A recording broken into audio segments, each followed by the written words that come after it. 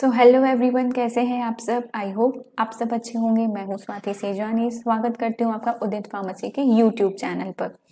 लेकर आ गई हूं आपके लिए नेक्स्ट इम्पॉर्टेंट इंटरेस्टिंग सा लेक्चर, जो कि है कैप्सूल्स। कैप्सूल्स पार्ट 2 आज हम डिस्कस करने जा रहे हैं। पार्ट 1 हम डिस्कस कर चुके हैं। उसमें हम डिस्कस कर चुके थे कि क्या होते हैं कैप्सूल्स, क्या होते हैं heart gelatin capsules. Remaining capsules का पोर्शन आज हम स्टार्ट करने वाले हैं। तो स्टार्ट करते हैं हम हार्ट जिलेटिन कैप्सूल्स के क्वालिटी कंट्रोल टेस्ट से। जो भी आपका डोजेज फॉर्म बनता है मार्केट में आने से पहले उसका क्वालिटी कंट्रोल टेस्ट जरूर होता है।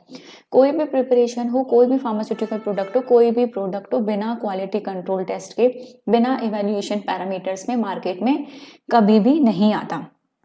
तो हमारे जो हार्ट जिलेटिन कैप्सूल्स पिछली क्लास में हमने पढ़े थे, आज हम उसका क्वालिटी कंट्रोल टेस्ट देखने वाले हैं। तो सबसे पहला जो क्वालिटी कंट्रोल टेस्ट होता है वो होता है अपीयरेंस। हम जो भी चीज़ खरीदते हैं मार्केट से, पहले हम देखते हैं कि वो दिखने में कैसी है, ठीक है, तभी उसके बाद हम जो है वो चीज़ खरीदते हैं। तो जो भी इवैल्यूएशन पैरामीटर्स हैं कैप्सूल्स के, उसमें जो सबसे पहला पैरामीटर है वो है अपीयरेंस। अब कैप्सूल जो आप बना रहे हो, चाहे आप स्मॉल स्केल पे बनाओ या लार्ज स्केल पे बनाओ, इट मीन्स चाहे आप लेबोरेटरी में बनाओ कम क्वांटिटी में, चाहे आप इंडस्ट्रीज में बनाओ ज़्यादा क्वांटिटी में, वो सारे कैप्सूल्स जो हैं दिखने में यूनिफॉर्म होने चाहिए। यूनिफॉर्म मतलब सेम होने चाहिए। जैसे अपन स्कूल में जाते हैं तो वहाँ पे यूनिफॉर्म होती है बच्चों के लिए। क्यों? ताकि सारे बच्चे समान देखें, सब में समानता रहे, किसी में कोई डिफरेंस ना रहे। ये वर्ड वहीं से लिया गया है कि जितने भी कैप्सूल्स आप बनाओगे वो यूनिफॉर्म होने चाहिए, समान होने चाहिए, सब में समानता होनी चाहिए। जैसे कि हमने पढ़ा था कि हार्ट जिलेटिन कैप्सूल जो है 2 पीस कैप्सूल होता है। एक उसमें पार्ट होता है हेड, एक होती है उसमें बॉडी। सपोज आपका हेड येलो कलर का है और बॉडी रेड कलर की है, तो सारे कैप्सूल आपके येलो एंड रेड होने चाहिए। ऐसा नहीं कि कुछ ऊपर रेड नीचे येलो, ऊपर येलो नीचे रेड, नहीं। जितने भी कैप्सूल्स आप बनाओगे उन सबकी अपीयरेंस यूनिफॉर्म होनी चाहिए, सेम होना चाहिए। अभी अपीयरेंस चेक कैसे की जाती है? या तो ये विजुअली मतलब आंखों के द्वारा चेक कर ली जाती है, या फिर इलेक्ट्रॉनिक इंस्पेक्शन किया जाता है अपीयरेंस को चेक करने के लिए, ताकि अगर कोई भी फ्लॉ है, मतलब अगर कोई भी कमी है इंटीग्रिटी में, अगर आपका कैप्सूल जो है दिखने में यूनिफॉर्म नहीं है, उसमें कोई भी फ्लॉ है, ठीक है, उसकी अपीयरेंस में कोई भी प्रॉब्लम है, तो उसको ठीक किया जा सके। अपीयरेंस के बाद जो next quality control parameter check किया जाता है वो होता है आपके कैप्सूल का साइज और शेप। हमने पढ़ा था हार्ट कैप्सूल साइज के अलग अलग साइजेस आती हैं। 000 से लेके 5 तक की कैप्सूल की साइज होती है फॉर ह्यूमन यूज। जितना छोटा नंबर उतनी ज्यादा उसकी कैपेसिटी होती है कैप्सूल की, और जितना बड़ा नंबर उतनी कम उसकी कैपेसिटी होती है ड्रग या फिर कंटेंट फिल करने की। इट मीन्स अगर आपका कैप्सूल 000 नंबर का रहेगा तो आप उसमें ज़्यादा क्वांटिटी फिल कर सकते हो। बड़े साइज का कैप्सूल होगा तो आप उसमें क्वांटिटी कम फिल कर सकते हो। तो नेक्स्ट जो पैरामीटर होता है हमारे कैप्सूल का होता है साइज और शेप। हमने पढ़ा था हार्ट जेलेटिन कैप्सूल अलग अलग साइज रेंज के बनते हैं। जो ह्यूमन मेडिसिन के लिए बनते हैं वो होते हैं 000 से लेके 5 तक। जो 000 होता है वो लार्जेस्ट होता है, जो 5 है वो स्मॉलेस्ट होता है, ठीक है। तो इंस्पेक्शन किया जाता है साइज और शेप के लिए कि जितने भी कैप्सूल हैं वो सेम साइज के बने हो।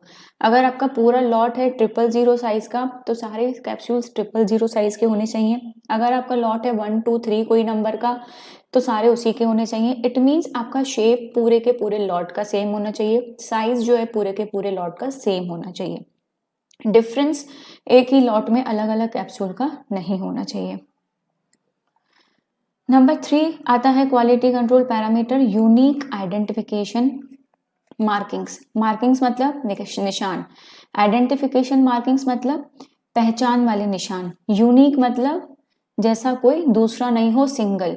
तो बहुत सारे कैप्सूल्स, बहुत सारी टैबलेट्स अपने मार्केट में देखे होंगे जिसमें कई ऐसे निशान बने रहते हैं। किसी में कंपनी का लोगो रहता है, किसी में कंपनी का नाम लिखा रहता है, ठीक है, किसी में डोज लिखा रहता है। तो ये सारी चीजें हैं, ये सारी चीजें क्या है? ये है आइडेंटिफिकेशन मार्किंग्स। अब हर एक कंपनी का अपना एक आइडेंटिफिकेशन मार्किंग होता है। कोई कंपनी अपना नाम लिखती है कैप्सूल पे, कोई डोज लिखती है, ठीक है, कोई अपना लोगो लगाती है। तो हर एक कंपनी का जो आइडेंटिफिकेशन मार्क होता है वो यूनिक होता है। दूसरी कंपनी वैसा नहीं लगा सकती। तो जब आप अपने कैप्सूल का अपीयरेंस चेक कर लेते हो, साइज एंड शेप चेक कर लेते हो, तो उसके बाद आप पूरे का पूरा जो लॉट है कैप्सूल का उसको चेक करते हो कि हमारा जो यूनिक आइडेंटिफिकेशन मार्क है जो हमने प्रिंट किया है वो सारे कैप्सूल्स पे आया है कि नहीं आया है। ठीक है, अगर कुछ पे आया है कुछ पे नहीं आया है तो आप लॉट को फिर से प्रोसेस करते हो और सब पे वो प्रिंटिंग यूनिक आइडेंटिफिकेशन मार्क आना चाहिए। कैप्सूल के जो सरफेस होते हैं उस पे सिंबल भी हो सकते हैं, दूसरा कोई आइडेंटिफिकेशन मार्क भी हो सकता है। ये सारी चीजें क्यों होती है? ताकि बेटर आइडेंटिफिकेशन हो सके उन कैप्सूल्स का। नीचे आपको पिक्चर दिख रही होगी, जैसे कि ब्लू और व्हाइट कलर के कैप्सूल्स हैं, इसमें कंपनी का शॉर्ट फॉर्म लिखा है, NN लिखा है। ठीक है, ये आप कैप्सूल देखो येलो और रेड का, इसमें कंपनी ने अपना नाम लिखा है। नीचे वाले कैप्सूल्स में देखो ऊपर ड्रग लिखी हुई है, नीचे डोज लिखा हुआ है। तो जिस कंपनी की जैसी पहचान है, जैसा आइडेंटिफिकेशन मार्क है, वैसा कैप्सूल्स पे मार्क हुआ है कि नहीं, सारे कैप्सूल्स पे इक्वली मार्क और इवनली मार्क हुआ है कि नहीं, इसके लिए नंबर 3 टेस्ट किया जाता है, यूनिक आइडेंटिफिकेशन मार्किंग। आगे बढ़ने से पहले मैं आपको बताना चाहूंगी हमारी उदित फार्मेसी की ऑनलाइन लर्निंग ऐप के बारे में। उदित फार्मेसी जो कि तैयारी कराते हैं आपको डी फार्म के दोनों ईयर्स की, चाहे वो फर्स्ट ईयर हो चाहे वो सेकेंड ईयर हो, हम आपको कराते हैं कंप्लीट प्रिपरेशन। अगर बात करें डी फार्म फर्स्ट ईयर की तो आपको अवेलेबल होती हैं रिकॉर्डेड क्लासेस, लाइव क्लासेस हम आपको अवेलेबल कराते हैं जिसमें हम आपको डाउट सेशन भी रखते हैं। कोई भी अगर आपको डाउट हो तो आप क्लियरली हमसे पूछ सकते हैं। आपको सारे PDF नोट्स अवेलेबल होते हैं ई बुक के फॉर्म में। चैप्टर वाइज हम आपको एक्सरसाइज कराते हैं, चैप्टर वाइज हम आपके टेस्ट लेते हैं, लाइव चैट अवेलेबल रहती है, जो भी लेक्चर्स रहते हैं वो बायलिंगुअल रहते हैं। ऐसा नहीं कंप्लीट इंग्लिश में ही रहेगा तो आपको प्रॉब्लम आएगी, नहीं, हिंदी इंग्लिश दोनों में हम आपको तैयारी कराते हैं। एग्जिट एग्जाम की अगर आप तैयारी करें तो उसके लिए भी हम आपको प्रॉपर गाइडेंस देते हैं। फर्स्ट ईयर की अगर आप बात करें तो प्राइस का कोर्स का प्राइस है 1499। डी फॉर्म सेकेंड ईयर की अगर बात करें तो वही recorded classes, live classes, e book के फॉर्म में PDF notes, chapter wise exercise, chapter wise test, live test, bilingual languages, exit exam guidance सब आपको अवेलेबल है। अगर आप सिर्फ हार्ड मटेरियल खरीदना चाहते हैं, बुक्स चाहते हैं, तो बुक्स के फॉर्म में भी हमारा कंटेंट पूरा अवेलेबल है। फर्स्ट ईयर का पूरा 5 सब्जेक्ट का कंटेंट अवेलेबल है जिसमें थ्योरी मॉडल पेपर दोनों अवेलेबल है जिसकी डिलीवरी बिल्कुल फ्री है। सेकेंड ईयर के भी सारे नोट्स आपको हार्ड कॉपी में इजीली अवेलेबल है जिसमें थ्योरी है, सॉल्व अनसॉल्व दोनों तरह के मॉडल पेपर्स हैं जिसकी डिलीवरी बिल्कुल फ्री है। तो आपको सिंपल कुछ नहीं करना, आपको जाना है प्ले स्टोर में। प्ले स्टोर में आपको टाइप करना है उदित फार्मेसी। जैसे ही आप उदित फार्मेसी टाइप करेंगे इस तरह की स्क्रीन आ जाएगी। आपको ऐप को इंस्टॉल कर लेना है, ओपन कर लेना है। यहाँ पे लिख देना है आपको अपना नाम। जैसे ही आप अपना नाम लिखेंगे कुछ इस तरह की स्क्रीन आपके सामने आएगी। आपको नीचे जाना है स्टोर वाले ऑप्शन में, आपको अपना मनपसंद कोर्स वहाँ से खरीद लेना है। कोई भी दिक्कत आती है आप नीचे दिए गए नंबर पे संपर्क कर सकते हैं, सुबह 8 से शाम के 6 बजे तक। आगे बढ़ते हैं। जब यूनिक आइडेंटिफिकेशन मार्किंग के बाद नंबर 4 टेस्ट किया जाता है यूनिफॉर्मिटी ऑफ वेट, कि जो आपका कैप्सूल है, अब आप सिंगल कैप्सूल तो बनाओगे नहीं, लॉट में ही कैप्सूल बनाओगे, तो सारे कैप्सूल का वेट जो है यूनिफॉर्म है, समान है, ये चेक करने के लिए नंबर 4 टेस्ट किया जाता है, वो है यूनिफॉर्मिटी ऑफ वेट। इसके लिए आप क्या करते हो, एक कैप्सूल लेते हो पूरा भरा हुआ जिसके अंदर आपका कंटेंट फिल है। अब आप क्या करते हो, उस कैप्सूल को ओपन कर लेते हो, मतलब ये आपका 2 पीस कैप्सूल है, हेड भी है इसमें, बॉडी भी है, आपने इसको ओपन कर लिया और इसके अंदर जो भी कंटेंट था आपने उस कंटेंट को रिमूव कर लिया।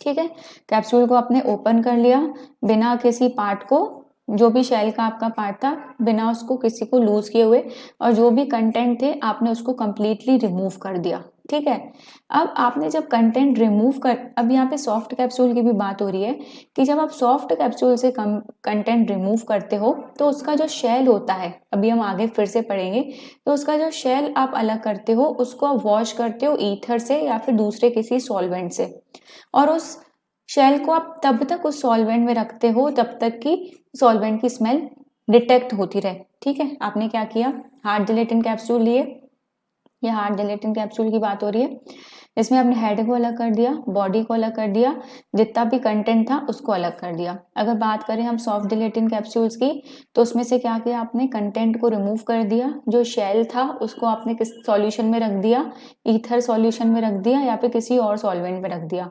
फिर आपने उस शेल को बाहर निकाला और तब तक उसे हैंग करके रखा जब तक कि उसमें से सॉल्वेंट की स्मेल चली ना जाए। ठीक है, उसके बाद आपके पास जो शेल है, चाहे सॉफ्ट जिलेटिन का हो चाहे हार्ड जिलेटिन का हो, उस शेल को आप वे कर लेते हो। ठीक है, तो जो डिफरेंस आता है कंटेंट के वेट में और शेल के वेट में वो आप नोट कर लेते हो। इसी प्रोसीजर को आप 19 कैप्सूल के साथ और परफॉर्म करते हो। टोटल कितने कैप्सूल लिए थे आपने, 20। ठीक है, 20 में से आपने एक पे ये परफॉर्म किया और 19 के साथ आप फिर से ये प्रोसीजर कैरी आउट करते हो। फिर आप एवरेज वेट को कैरी आउट करते हो। जब ये पूरे 20 का आप यूनिफॉर्मिटी वेट निकाल लेते हो, तो इसमें से 2 से ज्यादा कैप्सूल ऐसे नहीं होने चाहिए जो कि इस डेविएशन से बाहर जाए। ठीक है, ये क्या है, आपकी परसेंटेज लिमिट है। 20 में से 2 कैप्सूल ऐसे हो सकते हैं जो कि इस लिमिट से बाहर जा सकते हैं, लेकिन अगर 2 से ज्यादा कैप्सूल इस लिमिट से बाहर जाते हैं तो आपका पूरा का पूरा लॉट जो है वो रिजेक्ट हो जाता है। आपको फिर से इवेल्युएशन पैरामीटर परफॉर्म करना पड़ता है या फिर से प्रोसेस करना पड़ता है। यही यहाँ पे लिखा है, not more than 2 of the individual weights deviate from the average weight by more than the percentage deviation shown below and none deviates by more than twice that percentage। अगर आपके कैप्सूल में 300 mg से content कम है तो 10 से 20% तक का deviation allowed होता है। अगर आपके कैप्सूल में 300 mg कंटेंट या उससे ज्यादा है तो 7.5 से लेके 15% तक का डेविएशन अलाउड है। अब नेक्स्ट टेस्ट आता है हमारा कंटेंट यूनिफॉर्मिटी ऑफ ड्रग। पिछला हमने क्या पढ़ा, पिछला हमने पढ़ा यूनिफॉर्म वेट, कि जितने भी कैप्सूल्स हैं वो सेम वेट के हैं कि नहीं। अब हम क्या पढ़ रहे हैं कि कैप्सूल के अंदर जो हमारा कंटेंट है वो सारे कैप्सूल्स में सेम अमाउंट में कंटेंट है कि नहीं। सपोज हमने 300 mg का कैप्सूल बनाया, तो जितना भी पूरा लॉट है हमारे कैप्सूल्स का उन सब में बराबर 300 mg है कि नहीं, इसके लिए किया जाता है कंटेंट यूनिफॉर्मिटी ऑफ ड्रग का टेस्ट। इस सैंपल में कि मैं आपको पढ़ के बाद में समझाऊंगी, पहले आप सिंपली समझ लो क्या होता है। हम 30 कैप्सूल्स लेते हैं, रैंडमली हम 30 कैप्सूल्स लेते हैं। इन 30 में से हम पहले 10 कैप्सूल लेते हैं और इनका असे परफॉर्म करते हैं। असे परफॉर्म करते मतलब आपने असे सुना होगा माइक्रोबायोलॉजी में, प्यूरिटी इंप्यूरिटी चेक करने वाला टेस्ट। तो इसमें से 30 में से 10 कैप्सूल हमने लिए, उसमें से हमने असे परफॉर्म किया। असे परफॉर्म करने के बाद हमने उसका क्या निकाला, हमने उसका निकाला ड्रग कंटेंट। जब हमने ड्रग कंटेंट निकाला तो ये जो 10 कैप्सूल हमने लिए थे, इसमें से अगर एक कैप्सूल, 2 कैप्सूल, ज्यादा से ज्यादा 3 कैप्सूल इस लिमिट के बाहर जाते हैं, ठीक है, 15 से लेके 25% तक की आपकी लिमिट रहती है। अगर 3 कैप्सूल इस लिमिट से बाहर जाते हैं तो आपका टेस्ट पास है। लेकिन अगर 3 से ज्यादा कैप्सूल, मोर देन 3, अगर 3 से ज्यादा कैप्सूल इस लिमिट रेंज से बाहर जाते हैं तो यहाँ पे आपके पास बचे हुए कितने कैप्सूल हैं, यहाँ आपके पास बचे हुए 20 कैप्सूल हैं। उन 20 कैप्सूल का आप फिर से असे परफॉर्म करोगे। ठीक है, तो आप 20 कैप्सूल का जब फिर से असे परफॉर्म करोगे तो टोटल कितने हो गए, टोटल हो गए आपके 30 कैप्सूल। इस 30 कैप्सूल्स में से 27 कैप्सूल जो हैं इस लिमिट के अंदर रहने चाहिए। 3 जो है आउट ऑफ द लिमिट जा सकते हैं, लेकिन अगर more than 3 out of the limit गए तो आपका पूरा लॉट रिजेक्ट हो जाता है, आपको टेस्ट फिर से परफॉर्म करना पड़ता है। अब देखते हैं, इसको लैंग्वेज में समझने की कोशिश करते हैं। Content uniformity of drug, sample लिया जाता है 30 कैप्सूल्स का, ठीक है, जिसमें से कि 10 को इंडिविजुअली असे किया जाता है। पहले हमने 10 ली, अब उसका हमने ड्रग कंटेंट निकाल लिया, तो जो है वो लिमिट होनी चाहिए 15% से लेके 25% तक के बीच की। अगर 1 से 3 कैप्सूल से ज्यादा बाहर जाता है, ठीक है, 3 कैप्सूल से बाहर लिमिट आपकी जाती है, तो बचे हुए 20 कैप्सूल्स को आप असे करते हो। तो टोटल हो गए आपके 30 कैप्सूल। इस 30 कैप्सूल में से 27 कैप्सूल जो हैं इस लिमिट के अंदर रहने चाहिए। क्या लिमिट है, 15 से 25% के अंदर। अगर 27 से ज्यादा कैप्सूल जो है आउटसाइड द लिमिट जाते हैं तो टेस्ट फिर से परफॉर्म किया जाता है, लॉट रिजेक्ट भी हो सकता है। तो ये जो थे इम्पॉर्टेंट क्वालिटी कंट्रोल टेस्ट थे हार्ड जिलेटिन कैप्सूल्स के। आगे हम लोग डिस्कस करने वाले हैं हमारा नेक्स्ट पार्ट जो कि है soft gelatin capsules. Soft gelatin capsules जैसा कि नाम से ही समझ में आ रहा है, ये ऐसे कैप्सूल्स होते हैं जो कि नेचर में सॉफ्ट होते हैं। ये आपको पिक्चर दिख रही होगी, ठीक है। आपने मार्केट में देखे होंगे कैप्सूल जो कि दबते हैं इजी, है ना, जेली टाइप रहते हैं, उसको हम कहते हैं soft gelatin capsules. Soft gelatin capsules को सिंगल पीस कैप्सूल भी कहा जाता है, जैसे कि हार्ड जिलेटिन कैप्सूल को 2 पीस कैप्सूल कहा जाता है, ऐसे ही सॉफ्ट जिलेटिन कैप्सूल को सिंगल पीस कैप्सूल कहा जाता है, या फिर इसे 1 पीस कैप्सूल भी कहा जाता है, जैसे कि हार्ड जिलेटिन कैप्सूल को 2 पीस कैप्सूल कहा जाता है। इसमें और हार्ड जिलेटिन कैप्सूल में क्या डिफरेंस होता है? हार्ड जिलेटिन कैप्सूल में आप फिल करते हो पाउडर्स को, ग्रैन्यूल्स को, पैलेट्स को, लेकिन सॉफ्ट जिलेटिन कैप्सूल्स में आप क्या फिल कर सकते हो? आप फिल कर सकते हो अपना लिक्विड प्रिपरेशन, आपका सेमी सॉलिड प्रिपरेशन, ठीक है, आपका सस्पेंशन, ये सब आप सॉफ्ट जिलेटिन कैप्सूल्स में फिल कर सकते हो। ये डिफरेंस है दोनों में। तो सॉफ्ट जिलेटिन कैप्सूल्स को सॉफ्ट जेल भी कहा जाता है। ये एक सॉलिड कैप्सूल होता है जिसकी आउटर शेल जो है जिलेटिन की रहती है, जिसमें आप लिक्विड या फिर सेमी सॉलिड की फिलिंग करते हो। दूसरे शब्दों में कहें तो soft gelatin capsules 1 piece capsules होते हैं। इसको हर्मेटिकली सील्ड किया जाता है, मतलब ऑटोमेटिकली मशीन्स के थ्रू सील किया जाता है। इसको मैनुअली सील करना पॉसिबल नहीं है हार्ड जिलेटिन कैप्सूल की तरह कि बॉडी ली, कैप ली और उसको लॉक कर दिया, नहीं।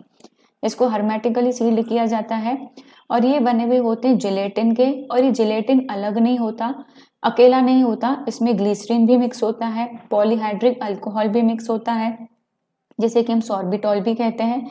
ये जो जिलेटिन होता है इसमें लिक्विड भी फिल कर सकते हैं, सस्पेंशन भी फिल कर सकते हैं, सेमी सॉलिड प्रिपरेशन भी फिल कर सकते हैं। तो soft gelatin capsule 1 piece capsules हो गए, जो कि जिलेटिन का बना हुआ होता है, हर्मेटिकली सील्ड होता है, जिसमें सॉलिड, सेमी सॉलिड, लिक्विड और सस्पेंशन की फिलिंग की जाती है। अब ये जो सॉफ्ट जिलेटिन कैप्सूल्स होते हैं ये बहुत सारे शेप्स में अवेलेबल रहते हैं, बहुत सारी साइजेस में अवेलेबल रहते हैं। बात करें अगर शेप्स की तो स्फेरिकल शेप अवेलेबल है, ऑब्लॉन्ग शेप अवेलेबल है, एलिप्टिकल शेप अवेलेबल है। अगर हम बात करें साइज की तो इनका साइज बहुत बड़ा होता है और इसमें हम 0.1 ml से लेके 30 ml तक का कंटेंट फिल कर सकते हैं। इनका साइज इतना बड़ा होता है या इतना छोटा होता है कि आपको 0.1 ml कंटेंट फिल करना हो तो 0.1 ml का कंटेंट भी फिल कर सकते हो। 30 ml तक का कंटेंट सॉफ्ट जिलेटिन कैप्सूल्स में फिल किया जा सकता है। जो सॉफ्ट जिलेटिन कैप्सूल्स हैं बिल्कुल हार्ड जिलेटिन कैप्सूल की तरह ही होते हैं, बस इसमें क्वांटिटी क्या होती है, प्लास्टिसाइजर की ज़्यादा यूज होती है as compare to hard gelatin capsule. क्यों? क्योंकि इस सॉफ्ट जिलेटिन कैप्सूल को हमें सॉफ्ट और इलास्टिक बनाना पड़ता है, हम इसे ज़्यादा हार्ड नहीं बना सकते। तो इसमें जो प्लास्टिसाइजर का कंटेंट होता है, जो प्लास्टिसाइजर का प्रपोर्शन होता है वो ज़्यादा होता है। एडवांटेजेस क्या है सॉफ्ट जिलेटिन कैप्सूल्स के? तो सॉफ्ट जिलेटिन कैप्सूल के कुछ ऐसे एडवांटेजेस हैं। Soft gelatin capsules are in sealed form. Soft gelatin capsule क्या है? सील्ड है, प्रॉपर, कहीं से भी ओपन नहीं है। So they protect the inner filling from oxidation and degradation.